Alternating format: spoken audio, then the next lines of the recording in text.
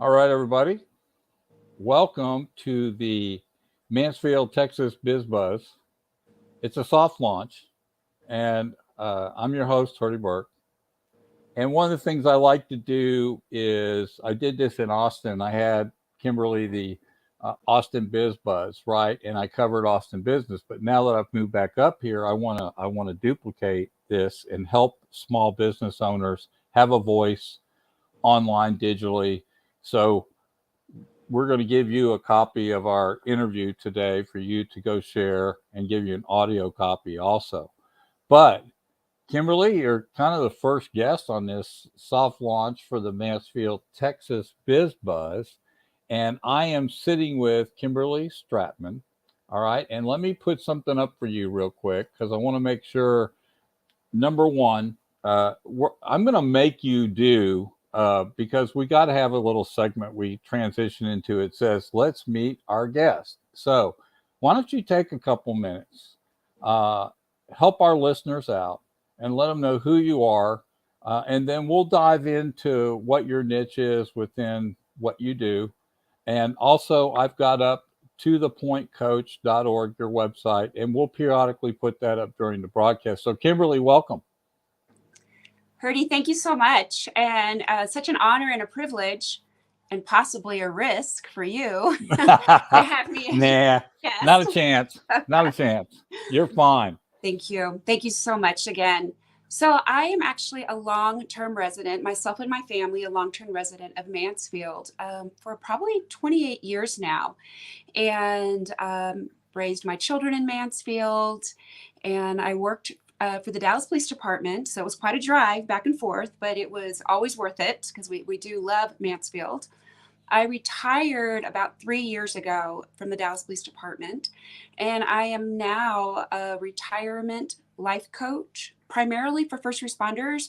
But the saying is, if you can coach first responders, you can coach anybody because they're a difficult group. But what we love about Mansfield is you can live there, work someplace else.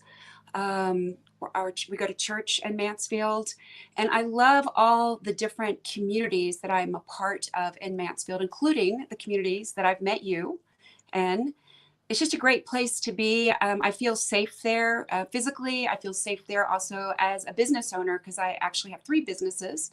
I have the retirement life coaching business. I have an essential oil business, and I also coach high performing women. And it just feels like home. And I know you, so you're a busy bee, Yes. meaning that you like to always be moving. And I know that being in the network group together, I get to see you talk about all these people. So you're a natural leader. And I was going to say you should feel safe because you're, what we call an ex retired police officer. So I'm pretty sure you know how to take care of yourself, right? So is this right? To the pointcoach.org. This is where I want to direct people. And by the way, these are very casual talks where we're going to ask her a few questions today. But I don't like to put phone numbers up, to be honest with you. If you want to put that up in some of your stuff, that's fine. But let's direct them to your website. So is this the best way for them to find you and contact you? Absolutely. Absolutely. And it's so amazing how the world is now. And me being a non-tech person, it's just awesome that I can be actually in our cabin in Colorado right now and be working and socializing with you. It's just amazing. And that we can have people all over the place seeing us in two different places at the same time. Yeah, it's pretty amazing that this couldn't have been carried out, say, 10 years ago or maybe 12 years ago. You couldn't have a stream that worked this well. And the fact you are up in Colorado right now at a cabin freezing is awesome compared to it being 89 here. But that's beside the point. All right. So, tothepointcoach.org is your website. And let's go ahead and start a series of questions with you. First of all, responder retirement is kind of the topic, and it's life after the job. And so, I guess our first question that is natural for us to ask Kimberly is, what is retirement? And I'll be honest, I didn't know there was retirement coaches. Okay, I've heard of downsize coaches. I've heard of organizational downsize coaches for people, but I don't think I've ever heard retirement coaching. So fill us Mhm. in. Well, you are not in the minority when it comes to that. It is something that is really taking hold across the country right now because so many people are realizing that they've saved their money, they've made their investments, they've done all the stuff they were supposed to do, and they're retiring and it's not going how they thought it would go. So they're getting bored and they're starting to doubt themselves and their relationships are suffering and just it just isn't how they thought that it should be. So there are people that are leaving different professions and realizing we don't have to suffer like this. And so some great minds came together and created retirement coaching. And there are actually certified retirement coaches, which is what I am. I don't deal with the numbers. Now, I do help people deal with the issues of different people in the marriage spending their money differently. And I do help people understand how they spend their money, but I don't have anything at all to do with budgeting or the money. Retirement coaching looks at your physical health, your mental health, your emotional health. What does your social structure look like? What is your identity? How are you going to spend your time? Do you want another career? Are you going to go back to school? Do you have a relationship with your children? So it's it's a broad field, actually. It is not difficult. It just really takes some questions and some honest answers. And I will tell you from being a person that's there that chooses just to do what I do now that I am in that area arena, there is an adjustment. Mhm. And most people are always talking about the money side. And what I like about what you do is you talk more about, do you have the right kind of hobbies?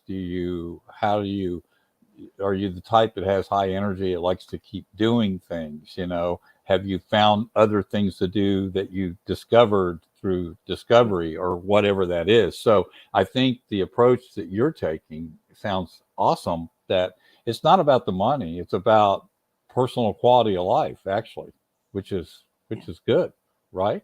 Absolutely. There are people who are in the very fortunate position of being financially secure. And that is Right. obviously a need, a goal. But we'll have people who their financial needs are met and they're just miserable. They're miserable. They're absolutely miserable. And they'll tell you all the money in the Grump, world isn't going to help them. yeah, So grumpy old men. Remember that movie? Sorry, it just seems to be true to a certain extent. But anyhow, okay. So the thing that really intrigued me when we first met was that you kept talking about retirement coaching for first responders, right? mhm. And we'll get into that. You also work with anybody that's retiring, but tell us a little bit about, and I know why you migrated there, obviously, but tell us a little bit about why that's a big deal for you. Okay. So I left the Dallas Police Department after 30 years and I loved my job, loved the department. My husband at 33 years is still working. He's still a SWAT officer for the city of Dallas. And he thinks he might retire maybe 2 years out. He's not really sure. But I had a plan. And the reason why I knew to have a plan is because my husband and I, we were facilitators for Dave Ramsey, Financial Peace. The city of Dallas, Dallas Police Department allowed us to offer that course to all of our employees. And while we were teaching that, facilitating actually is the correct term for Dave Ramsey. We're not teachers, we're facilitators. There was a portion of it called Retire Inspired. And that was to ask yourself questions of who am I? What do I want to do? Where do I see myself, 5, 10 years from now? And when I would ask the police officer sitting in front of me in these classes, some people would say, I'm not doing anything. I'm going to leave this job and not do anything. And then they would have their arms crossed their chest. I'm not doing anything. And then we'd have people like, I'm just going to fish. I'm only going to fish. I'm only going to play golf. I'm going to travel. I'm not going to do anything else. And then I would have people that would say, I don't know what I want to do, but I know I want to work. I know I want to do volunteer work. I know I want to still serve. Then we had others who knew exactly what they wanted to do, and they were already preparing themselves for that. So at the front of the classroom, I was able to look and say, well, which of these people do I want to be? And I knew it wasn't the first categories, because they looked miserable. They looked miserable then. Yeah. And think about it. If you're miserable now, you have a pretty good possibility of being miserable later, unless you're going to do something about it. So I started thinking about what I wanted to do when I retired. And I knew I wanted to work with plants.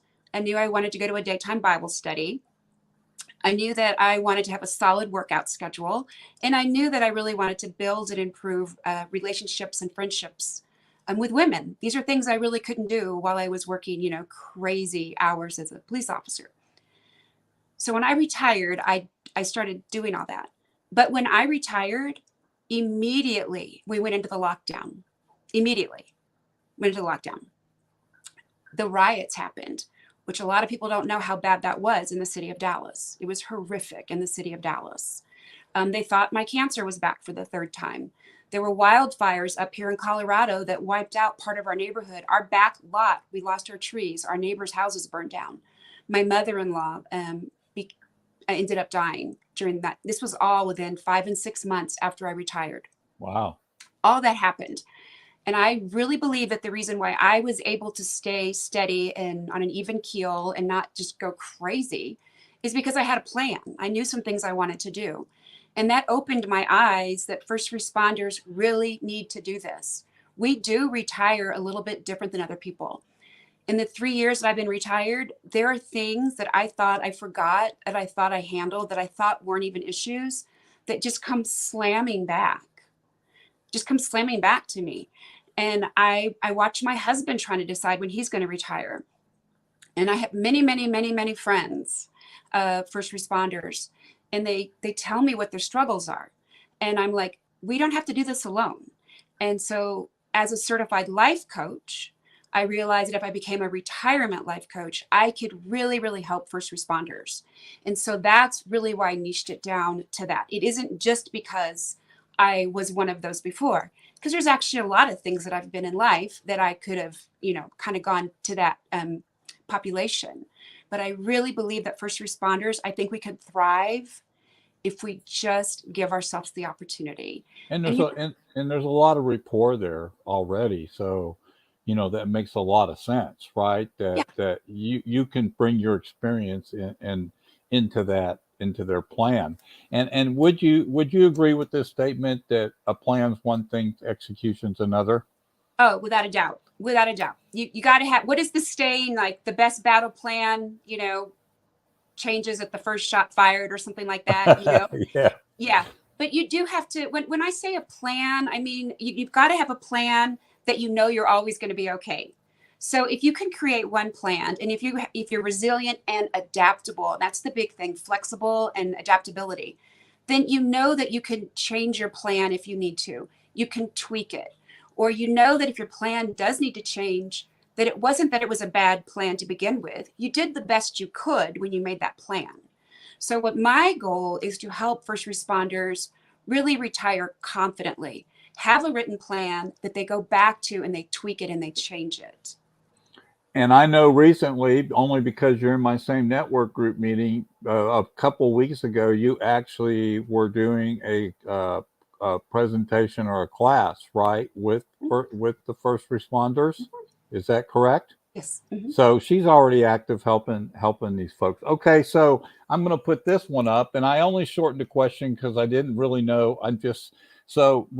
Responder retirement versus average retirement. You kind of put that in question form. You help responders, but what's the difference between a responder retirement and average retirement?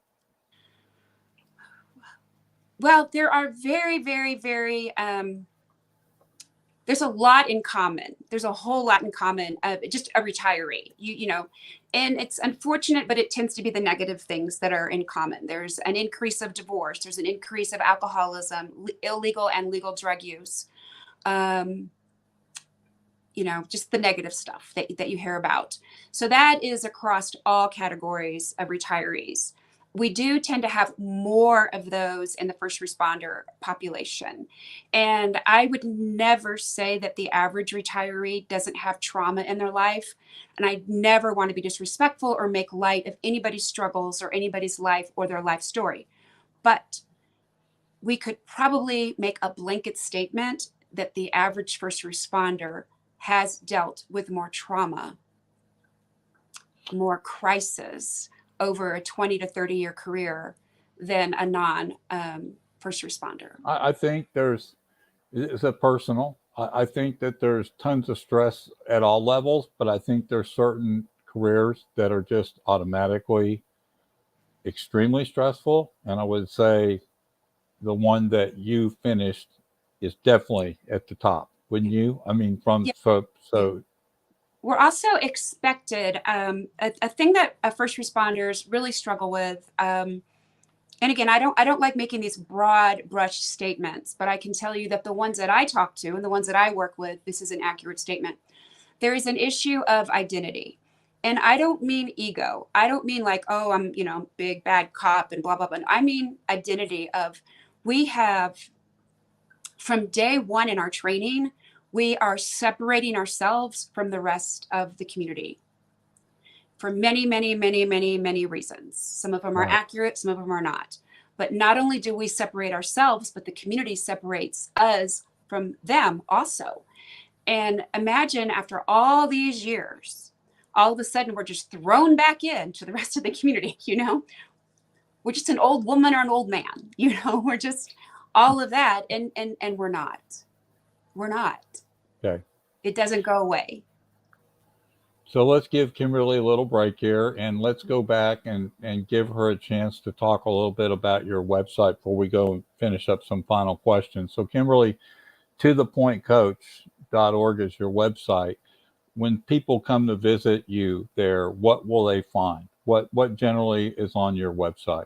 Okay. It's a relatively young website, and I am in the process of learning how to manage it myself. So I know. Whew.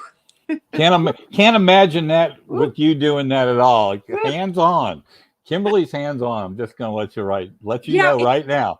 If she wants to learn how to do it herself, right? I mean, so that's crazy. how you are. You want to learn. And I don't know, it's so crazy. It's so wild because, I can do the coaching. I can do the relationships. I can help people help themselves.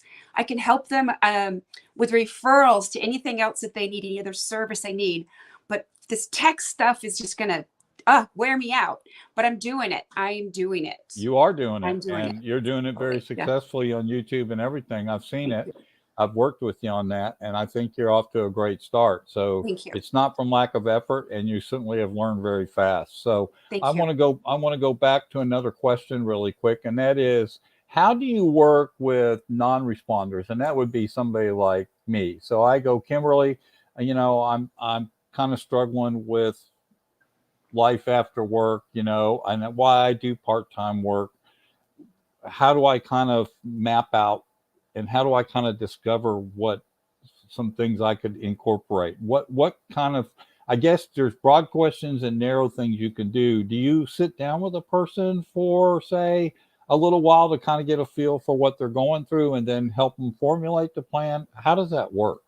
Okay, so first of all, the way that I coach first responders and non-first responders, it's actually very similar. What I'm doing is I'm listening to their responses. This isn't Kimberly's plan that I just changed the name on the top of the paper. This is the individual's plan. It's their answers. So if the first responders never go into the issues that we know first responders deal with, then I will mention them and then we'll just keep going. And so it's the same. We use worksheets. We have a proven process. We use worksheets. And I'll tell you what, it's so funny. When I first saw these questions, I thought, you've got to be kidding. These questions are so simple. These are like third grade questions, right? And then you start answering, you're like, oh my gosh, this is personal growth. Personal growth simple if you do it. Yeah. Yeah. Reading books to help yourself is simple if you do it. Mm-hmm. So the questions might be simple, right? But the process itself could be a little bit more difficult. So yeah, I agree with that. So what I do, one of the benefits that I have in this, well, it might sound egotistical, but it is true. And that I am in a unique position to take my 30 years of being a first responder, 20 of that as a commander. I marry that with my life coach certification. So I have multiple ways to listen and ask questions, and then help that person identify their own strengths, their own obstacles, so that whatever plan we come up with works for them. Some people can do it very easy, whether they're a first responder or a civilian and a non-first responder. But sometimes both people in both populations really need a little bit of help. Yeah. They really need some help on that. And they need a space. This sounds, it's really kind of funny because I'm not really a touchy-feely kind of person. And that's why we named the company To the Point, because I'm kind of like, dude, just get to the point. Stop You the are, drama. and that is true. Yeah, yeah. But I am a little bit more touchy-feely than some first responders. So we do try to I do try to use my strengths to the best so that I can help the first responder or the non-first responder. My goal is just confidence. I want the individual to have confidence that they have the ability to retire. And the first time something goes wrong, and remember all those things that went wrong in my first 5 months of my retirement, something is going to go wrong in retirement. It might be major, it might be minor, but I don't want the individual to doubt themselves. And I want them to know that they have the ability to sit back and answer the questions again and come up with their next plan. And like you said, action. What are they going to do? How are they going to make it work for themselves? Yeah. And sitting next to Kimberly in some network group meetings, I can tell you when she stands up and says, "Now let me tell you." So there you go. No, it's a good thing. I mean, you are to the point, and you know what? In today's world, it's so nice to have people Thank you. just say what they feel and be honest about what's going on. So that's awesome, really. All right, so I'm a first responder. I'm not, but I'm going to just say I'm a first responder, and I'm thinking about retirement, and it's coming up, kind of like your husband's debating it, right? Coming up, what could they be doing right now to kind of help themselves into that transition? Oh, Herdy, fabulous question. Fabulous question. Yeah, So our crack staff of producers came up with that. Just so you know. fabulous question. I first thing I would like to say is if you were going to do anything that matters to you, people start planning, they start researching, they start thinking about it.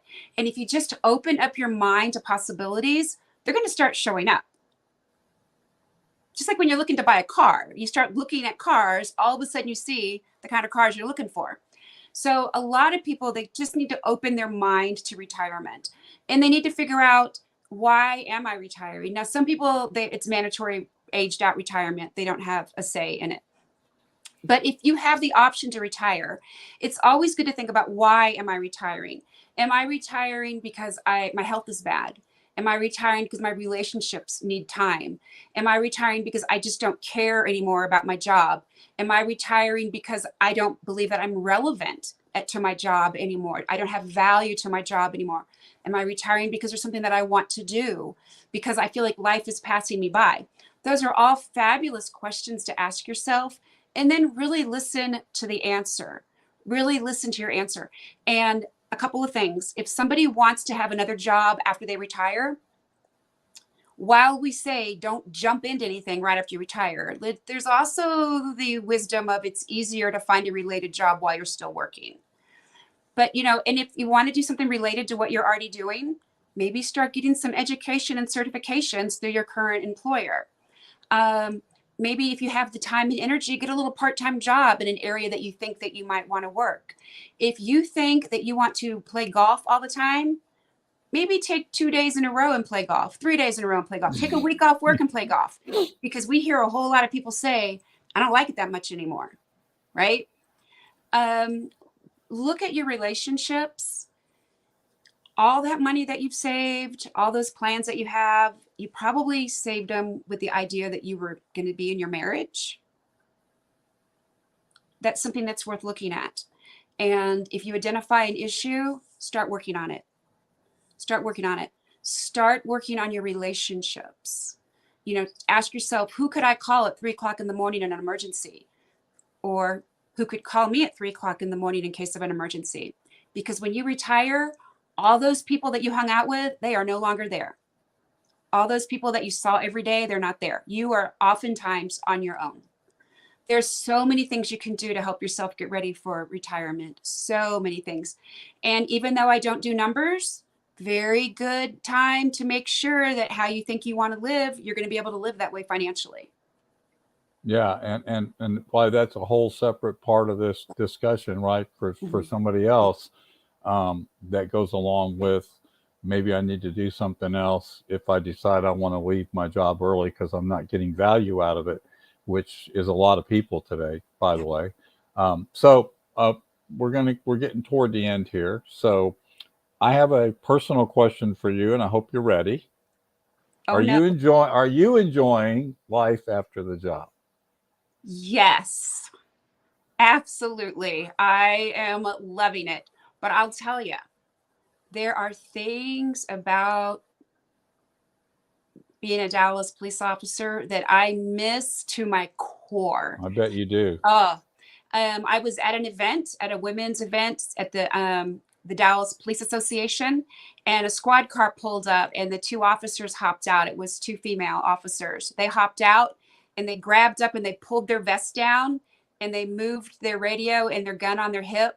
And I'm telling you, I felt a visceral response to doing that. I was like, oh my gosh, I just felt it. And I still, I'll hear a sound and I'm like, oh, that's a squad car. Cause there's a certain sound of or whatever. I still 3 years later, I only carry one phone with me now. And, for over 20 years, I carried either a phone and a pager or a phone and a second phone, and it's only one. And I don't leave the house yet without looking, wanting to know where my second phone is. Yeah, it's just habit. Those habits are so ingrained, Yeah. right, to who you are. It just takes a while to unwind all that stuff. That's amazing. So you are enjoying yourself. For instance, today you drove up to Colorado, I guess, with your better half, right? Mm-hmm. Or Mm-hmm. I'll say your other half. And y'all are enjoying being in Colorado. So you gotta know that when you decide to go do something, you have the freedom to do that, right? You don't have to worry about checking out or filling out a schedule form for leaving. So I imagine you're having a terrible time in Colorado right now, right? We love it up here. My husband's from up here. And the Awesome. cabin that we're in, he built this cabin growing up. And so we purchased it from his late mother several years ago. And we just always known we were going to be up here. Now we still have to match his schedule since he's not retired, but I love it. So I recommend we get a caravan next year and about 4 or 5 of us follow you up there. Yeah. What do you think? Hurdy, I do want to check with him. Yeah, you better ask him first, right? I do want to add something though. This is kind of a thing I just realized maybe last week. And that was after I retired and during the lockdown, I knew I wanted to work with plants. And so I went and I got a little part-time job at a local, very prestigious flower shop nursery. And I loved it. I loved it. I was making, I don't know, 1/7 of what I made in my job. So it was kind of hard to realize that I'm working all day to make what I made in an hour at my career. I understand. But I loved it. I was around plants. I was around people. I loved it. I wasn't making managerial decisions. I wasn't doing anything. I was just going to love the plants, loved the people. I loved it. And then one day I didn't want to do it anymore. And because my coaching business and my essential oil business, I needed to put my time towards that. And at first I'm like, well, you can't just quit because, when you work someplace for 30 years, there are a lot of times you wanted to quit, but you don't quit. Right. First, public servants don't quit. You just don't quit. You just keep going. But I realized I don't have to do this.